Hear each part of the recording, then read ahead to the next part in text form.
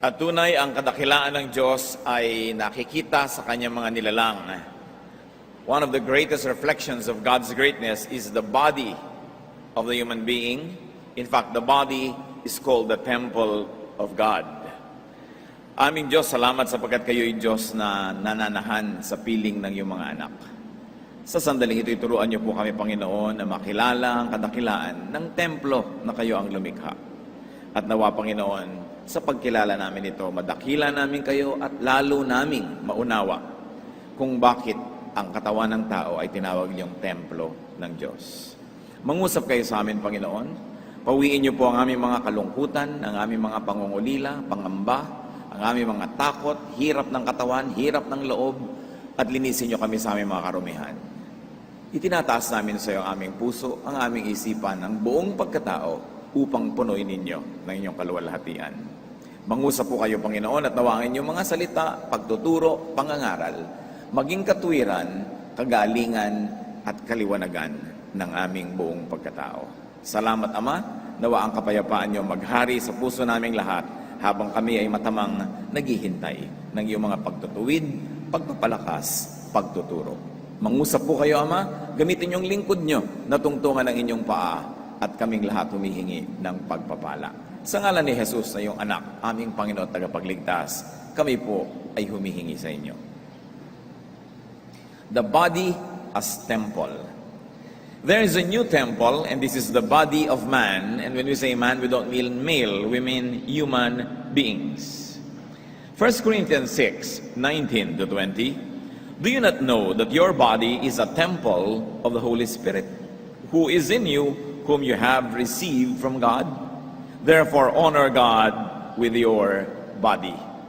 Di nyo ba raw batid na ang inyong katawan ang siyang tahanan, templo ng Espiritong Banal, na nasa inyo, kasama ninyo, at tinanggap nyo mula sa Diyos? Kung sa gayon, ay parangalan ng Diyos sa pamamagitan ng inyong mga katawan. What are the reasons for creating and building the body? Ano nga ba ang mga dahilan kung ba't nilikha ang katawan ng tao? 2 Corinthians 6:16, for we are the temple of the living God. As God has said, I will live with them and walk among them, and I will be their God, and they will be my people. Noong unang panahon po, yung templo sa Jerusalem ay naging sagisag ng presensya ng Diyos. Doon nagpapahayag ang Diyos, doon siya nagtuturo. Maraming mga kaliwanagan ay binibigay niya doon. Ang mga sakripisyo, pagpapatawad ng kasalanan ay doon ginagawa sa templo. Kumbaga, ang templo ay isang tagpuan. Doon bumababa ang Diyos, doon umaakyat ang tao para magkaroon ng tagpuan, ugnayan, at sila'y magkaroon ng panayam. The temple is where the Spirit of God meets with the Spirit of man. And the temple was both physical and spiritual. At yung kinalalagyan ng templo sa Jerusalem, napaka-symbolic, sapagkat ito'y nasa ibabaw ng bundok. Napakataas na lugar, kaya magandang imagery, magandang isipin at tanawin na bumababa ang Diyos at umaakyat naman yung tao patungo sa Jerusalem. Parehong may adjustment para magkaroon ng tagpuan. At lahat naman ng nagtatagpo ay ganun. Nagtatagpo sa isang lugar, may adjustment, merong accommodation of the other. So, anong dahilan kung ba daw nilikha ang templo? Para doon makipagtagpo ang Diyos sa tao. At ngayon, ang templong ito ay inilipat at naging malinaw na mas gusto ng Diyos sa templo ang katawan ng tao. At bakit nilikha din ang katawan? For God to live in each of us. For God to live among us. And for God to live through us. Ang katawan ng tao ay tinitirhan ng Diyos upang ang Diyos ay mapalapit sa tao. At doon nabubuhay ang Espiritu ng Diyos, at doon niya ginagawa ang mga ginagawa ng Espiritong buhay. Ang kanyang mga pagtuturo, paglilingkod sa pamamagitan ng katawan ng tao. It might be said that God's outpost on earth is the human body. At ito ang gustong-gustong agawin ng masasamang espiritu, kaya may mga taong tinitirhan ng masamang espiritu. They are disturbed, they are even possessed. Inaagaw sapagkat yung tirahan ng Diyos, gusto ni Satanas agawin at siya ang tumira doon. Kaya may mga taong sinasabing, ay, napoposes, tinitirhan ng masamang espiritu. Because the human body is where the Spirit of God and creation meet. Yung Creator at yung sinabing alikabok, yung lupa, hindi naman kung sinabing alikabok marumi, lalo noong unang panahon, hindi naman marumi yung alikabok, hindi naman marumi yung lupa. Yung lupa at yung Espiritu, pinagsama sa tao sa kanyang katawan. Kaya siya ang talagang napakagandang halimbawa ng templo kung saan nagkaisa ang presensya at Espiritu ng Diyos at yung katawan, yung lupa, yung nilikha ng Diyos. What were the materials chosen and used for this temple?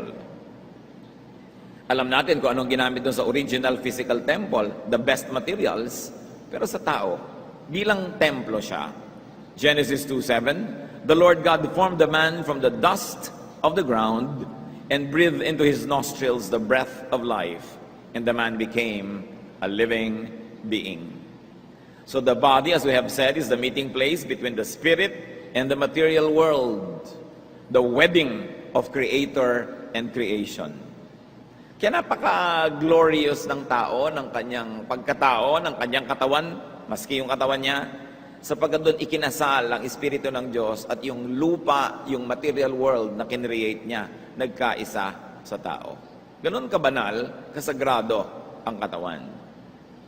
Pinili at nais kong idiin na pag sinabing dust o lupa, hindi iniisip natin yung maruming lupa, putik sa kanal, hindi yon. Sapagkat napakatagal na panahon na hindi polluted ang earth, yung putik hindi naman marumi. Hindi ibig sabihin pagka lupa, marumi na. What was the mode of construction? Paano nilikha ang templong ito? Psalm 139 verse 14, "For I am fearfully and wonderfully made." Ang pagkakagawa sa tao ay isa sa mga pinakamataas, kundi man pinakamataas na creation ng Diyos. Bakit ang taas? Pinatira niya doon yung espiritu niya . Kung hindi ba naman siya nasisiyahan at nagagandahan sa human body, bakit niya gagawing templo, tahanan ng kanyang espiritu? So the body is wonderful, and science tells you that, especially medicine.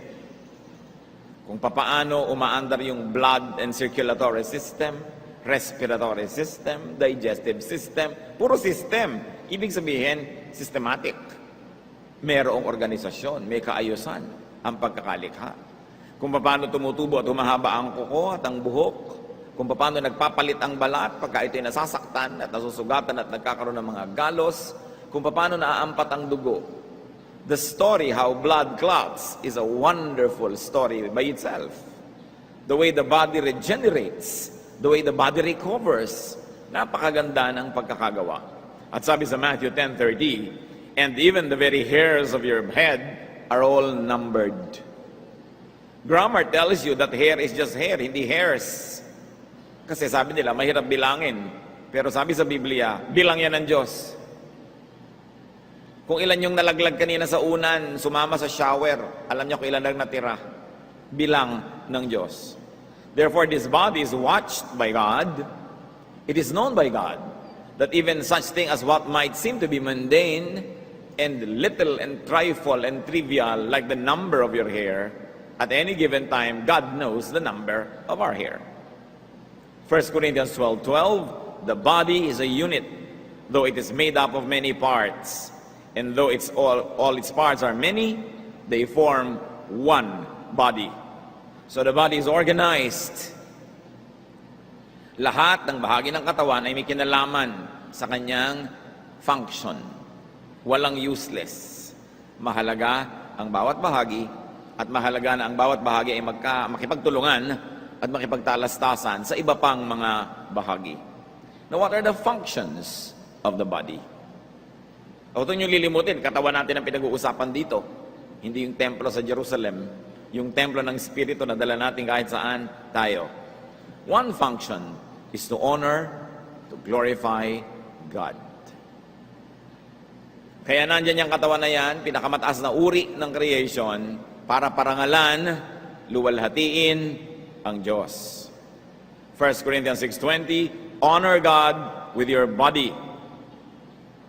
It goes without saying that we honor God with the purpose, the function, the health, the cleanliness, even the appearance of our bodies. kaluwaluwalhati sa Diyos na lumikha. The body is there to serve God, upang maglingkod sa ating buhay na Diyos. Kaya yung katawan na gustong maglingkod kay Satan, atong sabi sa 1 Corinthians 9:27, "No, I beat my body and make it my slave." Pinapalo ko, hinahampas ko, pinapasunod ko ang aking katawan para siya ang maging alipin ko at hindi yung ako, yung espiritu ko ang maging alipin niya. Baka naman mamaya paghahampasin ninyo ang inyong mga katawan, hindi naman yan literal. Kung paano binibit yung metal, lalo ginto. Alam niyo yung ginto, durugin niyo, pukpukin niyo ng pukpukin. Susunod yan sa korte hanggang pumayat ng pumayat kung anong korteng gusto niyo, kung 24 carats yung gold. No? Sabi, ganun ang ginagawa ko sa katawan ko. Ako ang masusunod, hindi siya. Kaya yung halimbawa, hindi ka makatigil manigarilyo, siya ang nasusunod, hindi ikaw. Diba? Hindi mo madala-dala yung katawan mo sa tamang gawin. Sino yung slave? Ikaw ba o siya? Kaya sabi ng Romans 6:13, "But rather offer yourselves to God as those who have been brought from death to life, and offer the parts of your body to Him as instruments of righteousness." Kaya kami kamay, kaya kami paa, kaya kami dila, kaya kami mata, bawat bahagi kasangkapan ng Diyos sa paggawa ng mabuti, sa paggawa ng tama, sa paggawa ng kaibig-ibig, kaakit-akit, kapuri-puri. Paglilingkod sa Diyos at paglilingkod din sa kapwa. The body is there to serve others. 1 Peter 4:10, "Each one should use whatever gift he has received to serve others, faithfully administering God's grace in various forms." Kaya meron kang magagandang mga vocal cords, mahusay na diaphragm, kumakanta ka, naglilingkod ka sa iba para sila bigyan ng kaaliwan, nakaturuan, inspirasyon, kasiyahan. Kaya yung katawan, ipinaglilingkod. Magaling kang magluto. Ang mga kamay mo ay mahusay lumilok, mahusay gumawa ng magagandang bagay. It ministers to others. Sabi ng Panginoon, "Whatever you do to the least of this, you do to me." So ang paglilingkod din sa kapwa ay paglilingkod din sa Diyos. At sigurado na kung sinasabi mo, kapatid, na ikay naglilingkod sa Diyos, ibig sabihin lang nun, naglilingkod ka sa kapwa. Kasi hindi naman na paglilingkuran ng Diyos. Ano bang kailangan ng Diyos? May kailangan ba siya sa atin? So pag sinabi natin, naglilingkod ako sa Diyos, ibig sabihin lang nun, naglilingkod tayo sa ating kapwa na minamahal ng Diyos. Hindi mo pwedeng isolate yung paglilingkod sa Diyos sa paglilingkod sa kapwa. God doesn't need anything. And the Bible says He is not ministered to by human hands as though He needs anything. But He Himself gives life and breath and everything. Now the body is there not only to serve, but it is also there to receive God's blessings. Malalaman ninyo ang intensyon ng isang arkitekto pag tinignan ninyo ang design ng building. Kaya nung araw, tinutuligsa ko ang ating mga airport at nakinig naman yata ang mga gumagawa ng mga desisyon. Sabi ko, ang mga airport natin, hindi ginagalang ang ating mga tradisyon. Sapagkat sa tradisyon natin, may isang aalis, isang jeep ang maghahatid. At pag yan ay pauwi, dalawang jeep siyempre ang sasalubong dahil maraming pasalubong. Walang lugar. Ginagaya natin yung mga airport sa kanluran na isa lang naman yung naghahatid, hindi na bumababa. Isang goodbye, baba na yung pasahero, alis na yung kotse. Tayo, hanggang nakikita yung kalititang tuldok ng aeroplano sa langit, walang umaalis, walang tumitinag dyan. So sabi ko, kailangan igalang ng mga airport natin na ating tradisyon. Gumawa kayo ng malalaki mga lugar kung saan pwede magsunduan, maghatiran, magkwentuhan, walang katapusang paalaman. At yung mga bagong airport na ginawa, na hindi naman mabuksan-buksan, meron ng ganon. Meron ng sunduan plaza, etc., etc.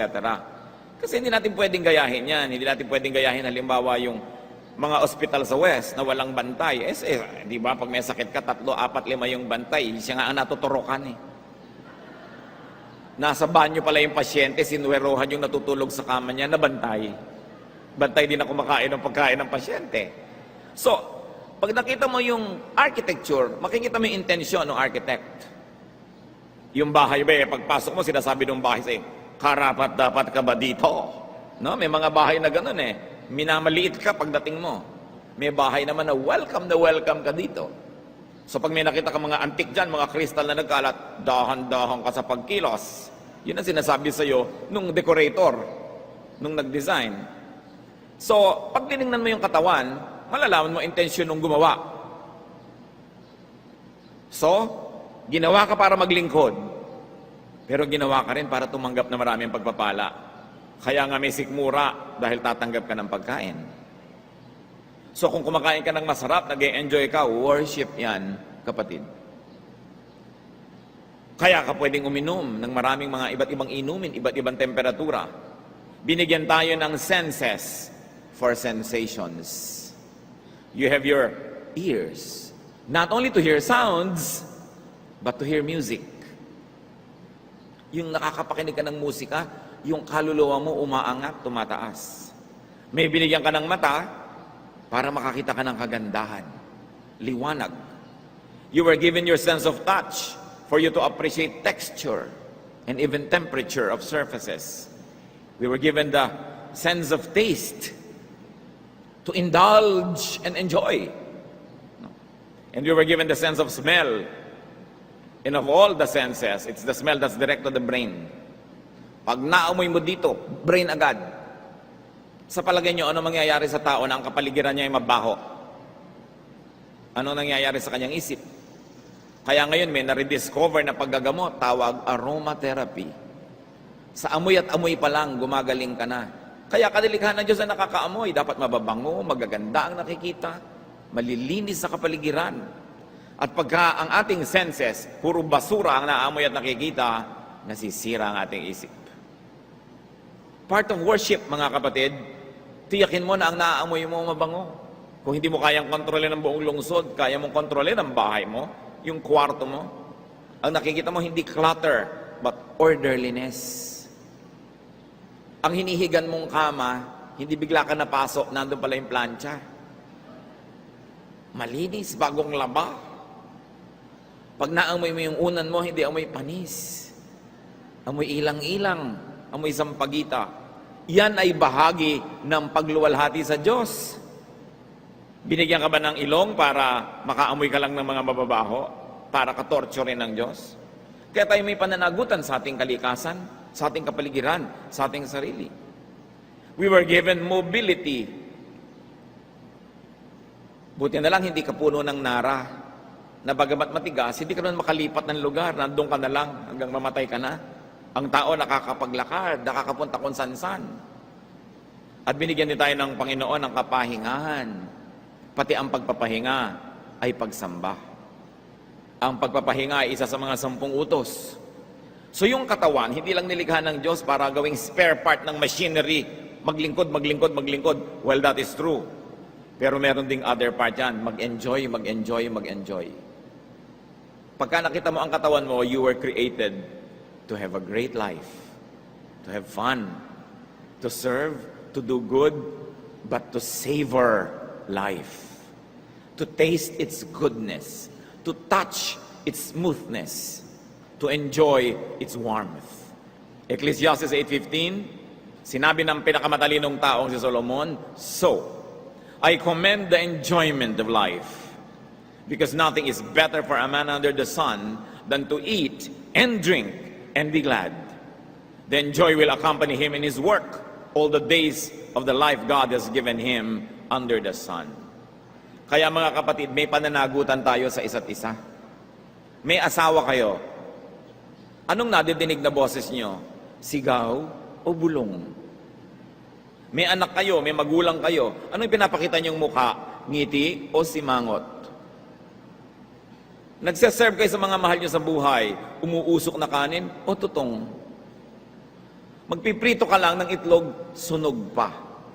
Hindi nyo ma-enjoy, tuyong-tuyo, parang kusot.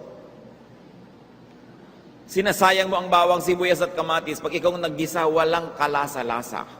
Your eating is not an enjoyable event.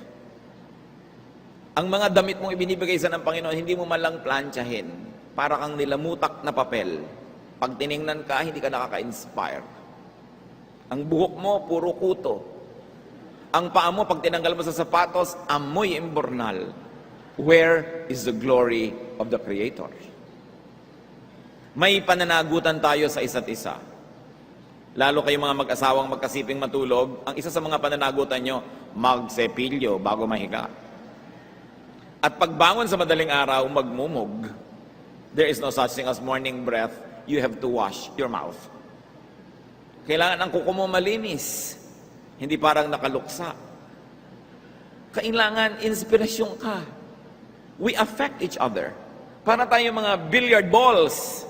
Nagbabangga-banggaan tayo sa billiard table. Yung isang nagbabalak pumunta doon, binangga mo, napunta doon dito. We affect each other. And it is our ministry. Alam niyo yung ministry, hindi lang bina-Bible study kita, hindi lang kakantahan kita, tuturuan kita. But I will make you enjoy your senses. Hindi umagang-umaga, talak ng talak yung isa doon, yun ang gigising sa'yo, sa halip musika. Mga pasalamat, hindi puro sumbat. Mga kabutihan, himas sa kapwa, hindi sampal. Pwede natin gamitin ang katawan natin na instrumento ni Satanas. Pwede rin natin gamitin niya na instrumento ng Diyos. Hindi naman siguro mahirap maunawa kung alin doon dapat. Sabi sa Ecclesiastes 9:9, enjoy life. Ang tanong, hindi lang dapat tayo mag-enjoy. Do we make the people close to us enjoy life? Mga kalalakihan, tuwing nalang iihi kayo sa toilet, punong-puno ng ihi nyo yung upuan. May mga kababaihan kayo sa bahay nyo na umuupo dyan. Anong ibig sabihin nun? This is lack of etiquette. Dapat itataas nyo yung toilet seat. At kung walang toilet seat, wipe it. O kaya, gentlemen, come close. It might be shorter than you think. Hindi yung basang-basa ng ihi nyo yung buong toilet. Ang simple-simple nito. Pero nakikita mo sa mga bahay, are you glorifying God with the itsura of your toilet? Diba? Kaya dapat, iniisip ang lahat. Kalugod-lugod sa Diyos. Mabait sa kapwa. You make them enjoy. Another function of the body is to behold God's glory. Hindi lang mag-enjoy, kundi tanggapin ang mga kayang ipatanggap sa atin ng katawan na ito. Tulad ng brain. The brain of all the bodily organs is the most able to understand God.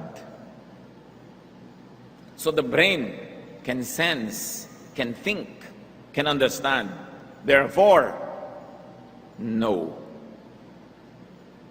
Study. Be aware. Habang pinapatalim natin ang ating pag-iisip, lalo nating nakakayang unawain ang hiwaga ng Diyos. Huwag makontento sa mga konting alam. Patuloy na mag-aral. Ibukas ang isip. Huwag ipagmalaking sarado ang isip nyo. Dapat ang isip tanggap ng liwanag. Tanggap ng mga hamon at handang palitan ng mga dati niyang kagawian, maging pinaniniwalaan kung dumarating ang karunungan na nagsasabing, tama ka na sa stage na yan, move on to the next grade. Ang kayang gawin ng isip, ang pinakamakauunawa at makababatid sa kaluwalhatian ng Diyos. Meron tayong tungkulin sa ating mga isip na ito'y payamanin, na patuloy tayong mag-aral, at huwag natin ipag-iitan ng mga katigasan ng ating mga ulo at mga nakagawian na natin, lalo't ito ay wala na sa panahon o kaya'y liko. The senses perceive, the senses experience. Na-imagine nyo ba mga kapatid ang layo ng nararating ng mata? Hanggang sa mga bituin, nararating ng mata. You can touch somebody just by looking. Pwede mo ring sampalin ang kapwa mo sa irap mo lang. Ang daming nagagawa ng tingin. Anong ginagawa natin? Do we minister with our eyes? The look of compassion, the look of understanding. Napakahalagang umuunawa. Ecclesiastes 7:25, I turn my mind to understand, to investigate and to search out wisdom and the scheme of things. At isa sa mga dapat bukas ang isip ay ang mga taong relihiyoso. Because we are being changed from glory to glory. Our knowledge is imperfect. Our prophecy is imperfect. Dapat handa tayo na mag-adjust, magbago ng pananaw, kahit religious point of view. Kung lumalago ng ating isip, lumalalim ng ugat ng ating pagkatao. Kaya ang isip, isa yan sa mga dapat nating palaguin. That's why poverty is the enemy of godliness. Because when you are poor, you are just trying to survive. Hindi mo mabungkal yung lalim ng pagkatao mo. Hindi mo ma-develop yung artistic inclinations mo. Yung scientific pursuits, hindi mo magawa. Hindi mo maunawa ang mga magagandang diwa at isipan sapagkat kumakalamang yung sikmura. Kaya napakahalaga na pinapaasenso ang buhay para magkaroon ka ng higit sa iyong kailangan at magkaroon ka ng oras na linangin ang higit lalong matataas na uri at bahagi ng iyong pagkatao. Nakakalungkot na isang tao ay ipinanganak na buhay at namatay na wala na lang ginawa araw-araw kundi isang kahig, isang tuka. Just trying to survive. Hindi na niya mapalago ang kanyang pagkatao. Kaya isa sa mga duties natin is to be productive, to be fruitful, so that we will be financially free to pursue higher, nobler, finer things in life. The body is to reflect God's glory. Ano ba yung reflect? The mirror reflects our image. When you look into the mirror, you see yourself. And when other people look into that mirror, they see you. And according to their angle, they might even see themselves. Dapat pag tinitingnan tayo at ang ating katawan, nakikita ang Diyos because we reflect God's glory.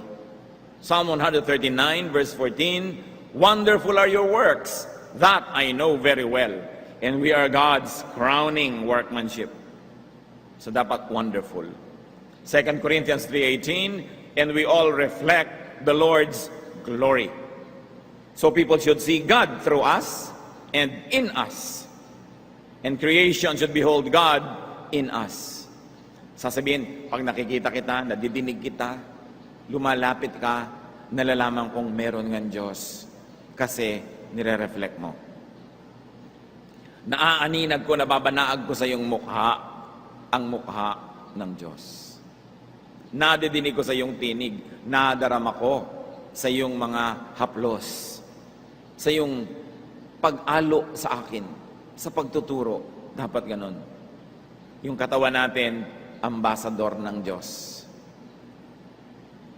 At yan ang isa sa mga pinakanapapabayaan ng tao. That we should care for the temple. Care for the body. Inaalagaan ang katawan ng tao. 1 Corinthians 3:17, "If anyone destroys God's temple, God will destroy him. For God's temple is sacred." And, church, read, "And you are that temple." So, sino man ang sisira sa templo ng Diyos, wawasakin din siya ng Diyos.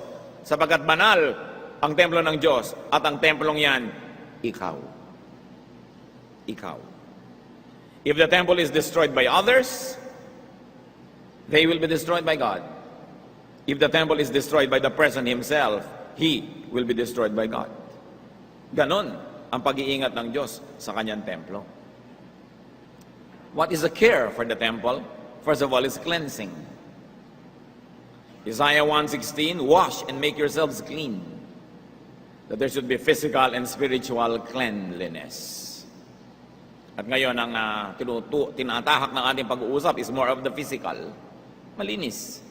Yung templo sa Israel, hindi pwede magpasok ng ganito, hindi pwede magpasok ng ganon. Maraming hindi pwede ipasok. Sapagkat gusto nila maging manatili. Ano naman ay pinagpapapasok natin sa ating katawan? Dapat nakikita natin yan. Bahagi yan ng pagsamba. What's the maintenance?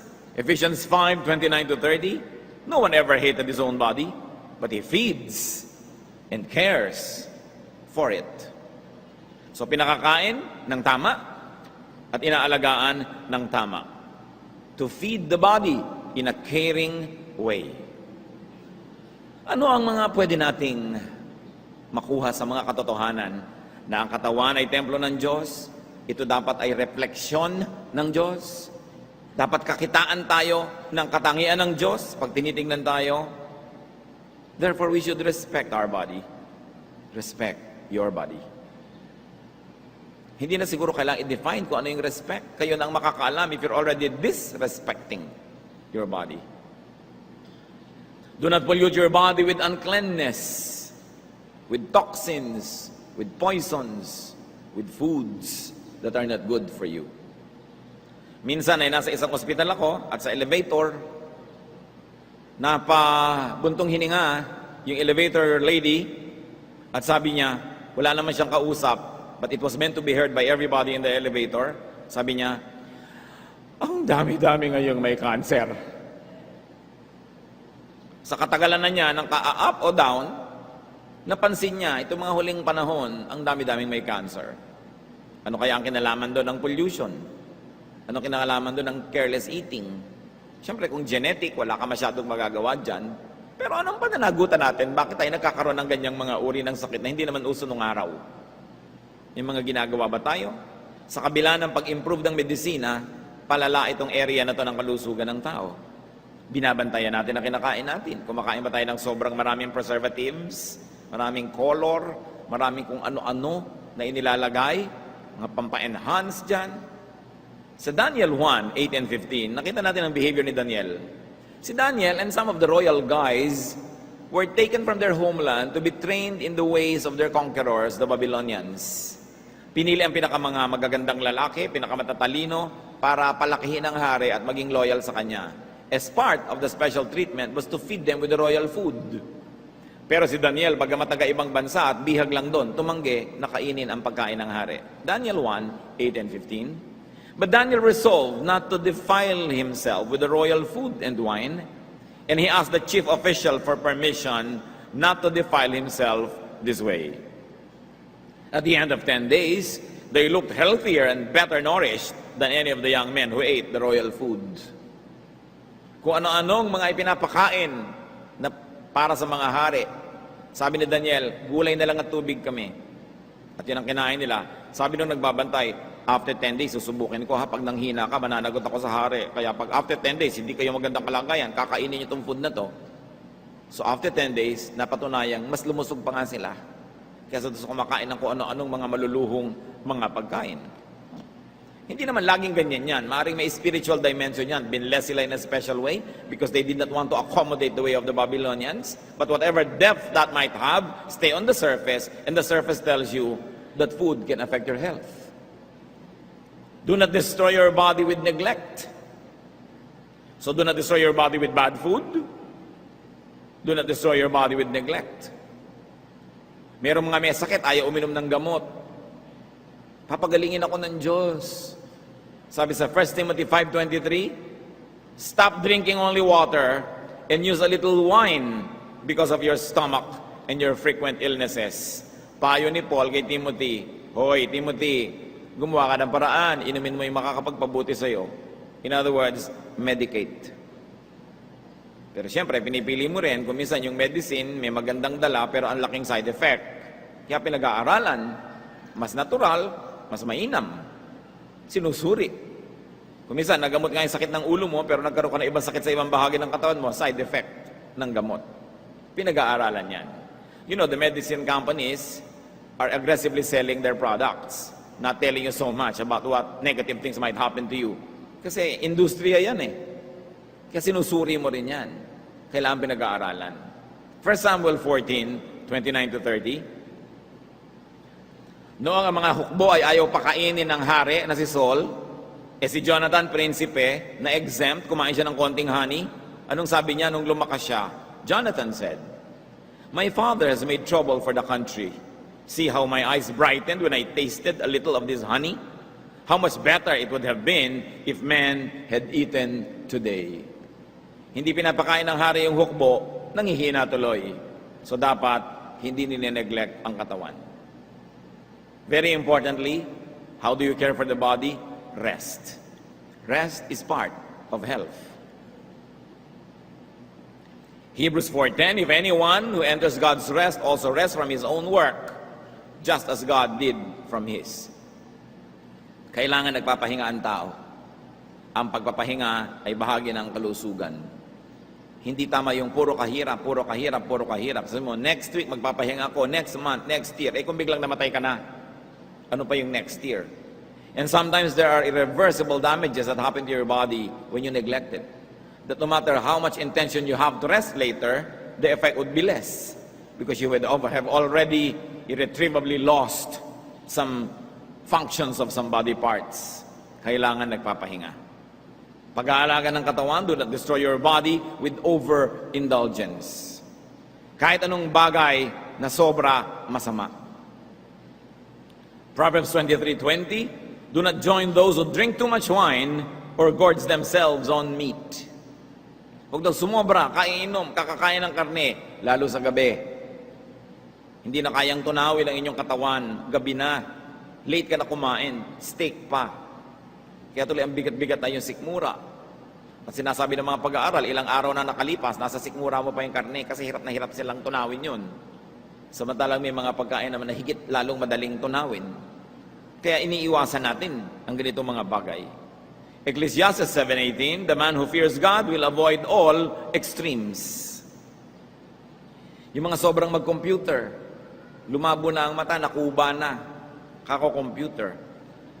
Yung sobrang mag-exercise, sobrang mag-diet, o kaya sobra din namang walang ka-exercise at ka-diet-diet, lahat ng extreme hindi mabuti.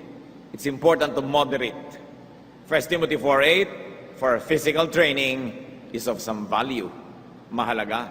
Paggalawin ng katawan, mas sumisigla siya, mas lumulusog kung siya ay pinapawisan. It's very important to maintain your body and to keep your body clean, healthy, strong. Bihirang Pilipino naman ang nangangailangan ng paalala sa department na ito. Kadalasan naman tayo mga maiingat talaga sa katawan. Sabi sa 3 John 1:2, dear friend, I pray that you may enjoy good health and that all may go well with you, even as your soul is getting along well.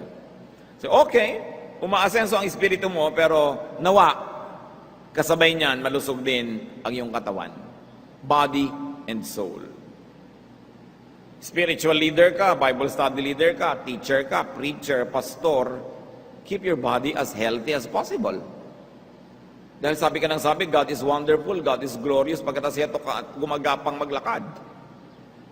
Liban na lang na genetic nga yan o talagang na-aksidente ka, pero kung ang dahilan nagpapabaya ka sa iyong kalusugan, you lose half the credibility.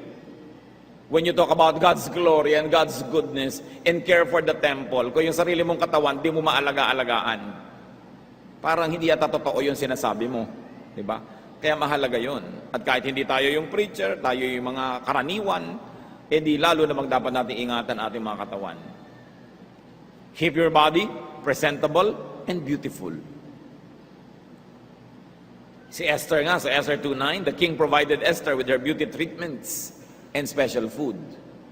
Mga kapatid, si Esther inihahanda na humarap sa hari, 1 taon na pinaganda. Tayo, humaharap sa hari ng mga hari, nagagandahan ba sa atin? Dapat yun, iniisip din. Yung kagandahan, hindi lang yan sa pananamit na kailangan, bihis na bihis kapag magwo-worship, dahil nasa bahay nyo rin naman yung Diyos kahit nakapambahay ka. No? Kundi yung, are you doing your best? Yung pinapahalagahan mo ba? Dahil haharap ka sa Diyos Presentable ka man lang. Hindi sasabihin ka lang maging formal, pero kahit ano yan, presentable ka ba in your best? Kita nyo ang pagbati nung unang panahon, 1 Samuel 25:6. Sabi ni David kay Nabal, say to him, long life to you, good health to you and your household, and good health to all that is yours. So hindi lang long life, but a good, healthy life. Gawin nating goal. Mas bata ka pa, mas may control ka pa kung anong pwede mong ilagay dyan sa katawan mo tanggalin para hindi ka lang nabubuhay ng mahaba, kundi hanggat maaari, malusog, masigla, nakakagalaw. Therefore, do not misuse your body. There is such a thing as misuse. Romans 6:13, do not offer the parts of your body to sin as instruments of wickedness. Akala no iba, prostitution lang yan or sexual sin lang yan. Do not offer parts of your body to sin. Pero madalas yung mga matatabil, mga dila, mga mahilig sa chismis ng mga bibig, mga mapag-isip ng marurumi, Pag nag-iisip ka ng marumi, anong laman ng iyong isip? May di dumi. So sa oras na yon, ano yung isip mo? Di basurahan. Mahirap ba maintindihan yon? Pag nagsasalita ka ng pangit, ng hindi maganda, anong laman ng iyong bibig? Basura. Yung iba ang seselan, nadapuan ng langaw, ayaw kainin. No? Natapakan ng kalabaw, ayaw nang kainin yung buko pie, para natapakan lang naman ng kalabaw. Pero pag bumuka ang bibig, ang mga lason, ang mga dumi na lumalabas, hindi napapansin. Kumuputing-puti ang ipin, nag-floss, malinis, akala niya malinis na siya. Cleanliness is both physical and spiritual. Malinis ba ang ating mga bibig?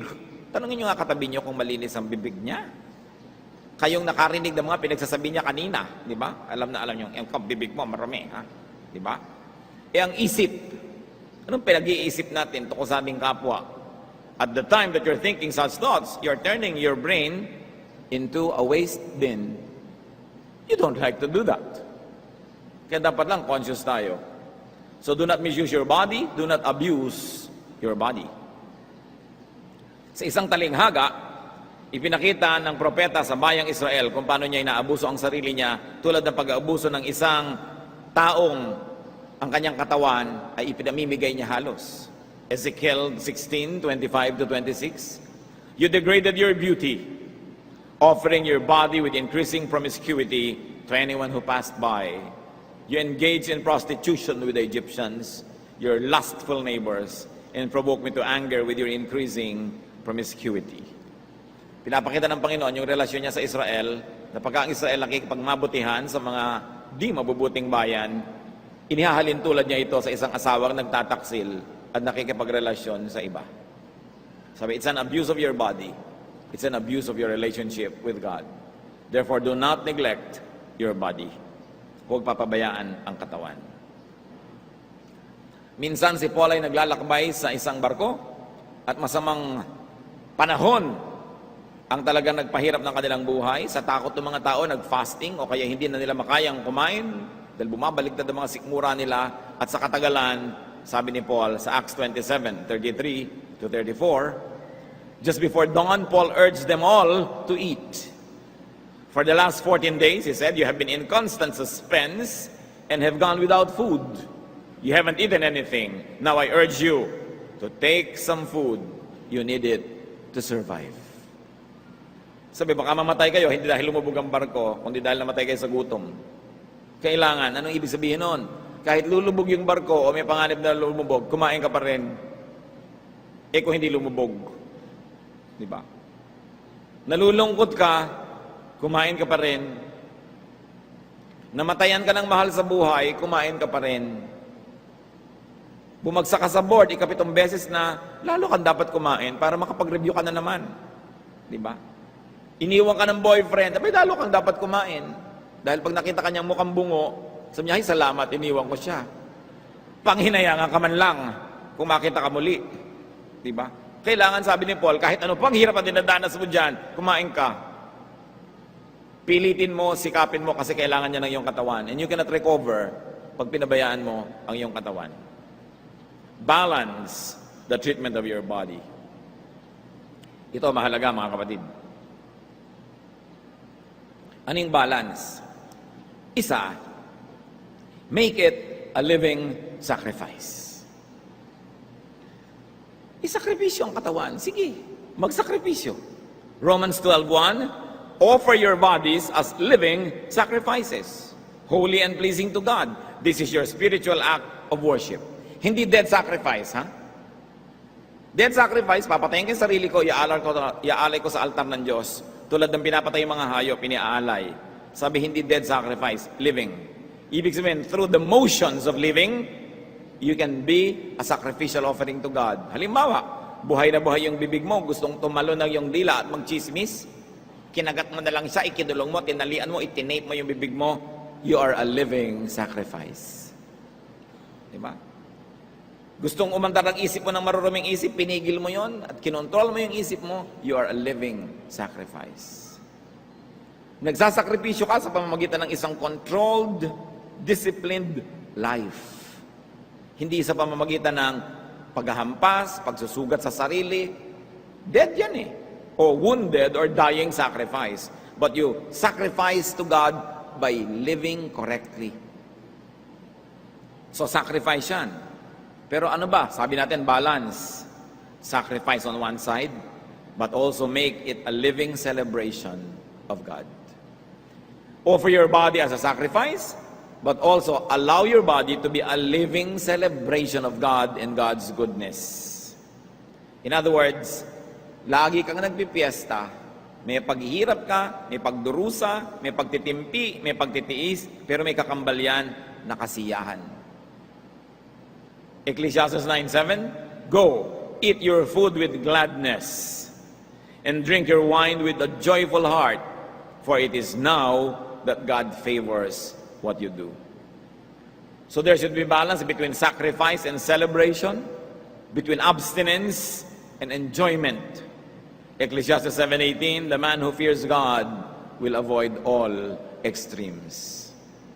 So hindi ko mo relihiyoso ka, hindi ka nakakain na masarap, hindi ka na magsusuot ng maganda, hindi ka na pupunta sa mga party, hindi ka na makikisalamuha kasi puro na lang pagdarasal, pag-aayuno, pagtitiis, pagtitimpi. No. Be a living sacrifice and at the same time be a celebration of God and God's goodness. Balance. Because the body was designed both to give to God and to receive from God. Pag tingnan ninyo, merong telang puting-puti, canvas, yun ang pipintahan ng pintor. Yun ang katawan natin. That the body is a canvas on which God makes His brush strokes.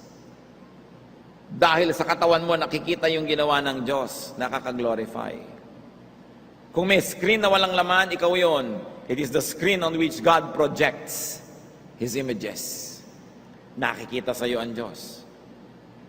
Kita niyo yung musical instrument. Piano halimbawa, andyan lang.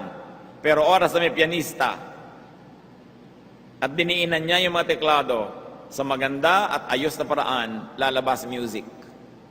Tayo mga piano, mga gong, mga kulintang, mga violin, mga gitara, pag kinalabit ka ng Diyos sa iyong kwerdas, dapat may lumabas na tunog at ito ay musika. Yun ang katawan natin. Oras na ginamit ka ng Diyos, may magandang nangyayari. So ang katawan mo pag kumilos, ang paa mo pag may pinuntahan, may nabe-bless. Kaya sabi, how beautiful are the feet of Him who brings good news. Ang kamay mo pag iniabot mo, may binibigay kang tulong. Pag-unawa, guidance. Pag bumuka ang iyong bibig, may lumalabas na wisdom, comfort, inspiration. Pag nakita ka ginaganahan ng taong mabuhay, hindi napapatakbo, hindi natatakot, hindi nagugulat. Kasi kaibig-ibig, kanais-nais. Pag nakatabi ka, hindi siya naglalagay ng Vicks sa ilong para huwag kanyang maamoy. Kundi nasisiyahan sa iyong halimuyak. Because the body is the materialization of God's Spirit. Kung ang Diyos ay pwedeng makita, dapat makita mo siya sa tao. Nakikita mo rin siya sa munggo, sa galunggong, pero dapat higit sa lahat sa tao. Kung ang Diyos ay pwedeng marinig, pwede mo siyang marinig sa violin, pero mas higit dapat marinig mo siya sa tinig ng isang tao.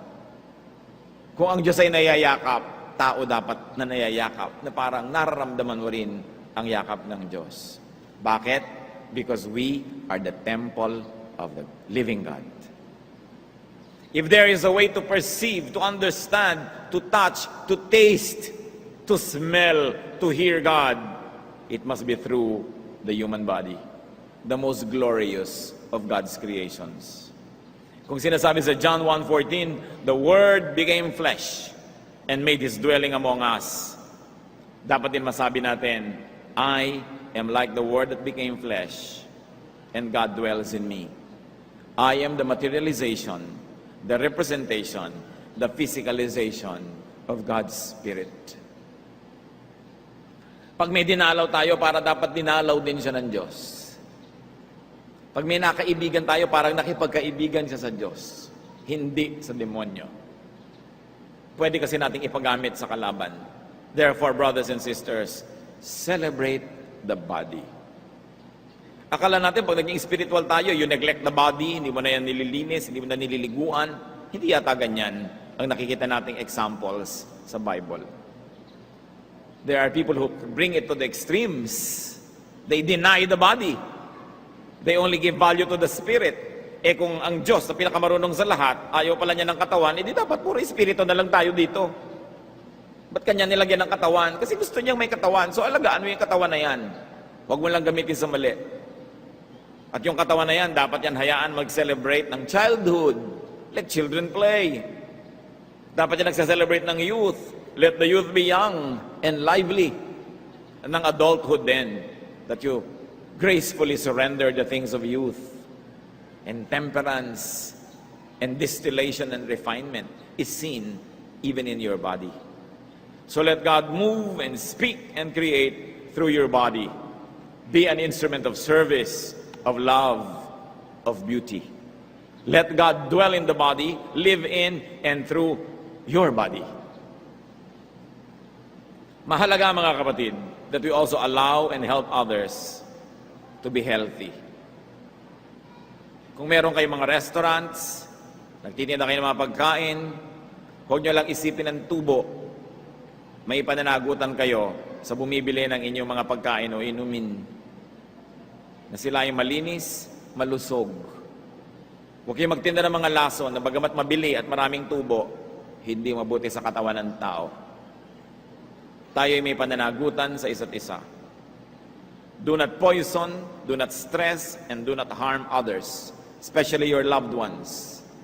Kung may kasama kayo sa kotse nagbebiyahe, sa bus, kung meron kayong kasama sa bahay, sa opisina, sa school, kahit saan, may pananagutan kayo na tulungan sila maging malusog. Huwag nyo inisin. Huwag nyo galitin. Baka ma-heart attack yan. May pananagutan tayo to keep others healthy. Meron din tayong pananagutan to make people mobile.